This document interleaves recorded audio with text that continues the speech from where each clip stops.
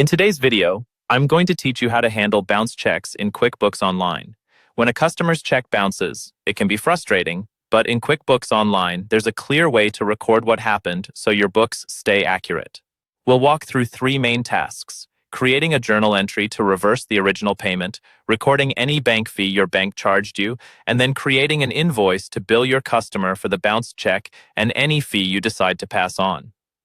Let's start with the journal entry. In QuickBooks Online, go to the New button and choose Journal Entry. For the date, use the actual date the bank notified you that the check bounced, not the original payment date. This keeps your records lined up with your bank statement. On the first line of the journal entry, select Accounts Receivable in the Account column. In the Debit column, enter the full amount of the check that bounced, and then choose the correct customer in the Name field. What this does is reopen the balance that the customer still owes you, since the payment never really cleared. On the second line, select the bank account that originally received the check. QuickBooks will automatically put the same amount in the credit column.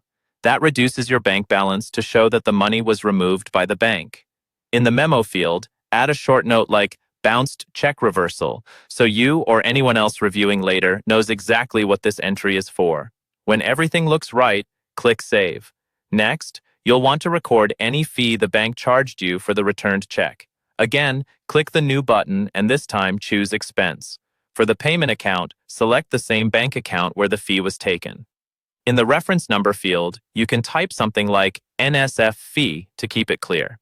In the Category or Account column, choose Bank Charges or whichever expense account you normally use for bank fees. Enter the exact fee amount from your bank statement and then save and close.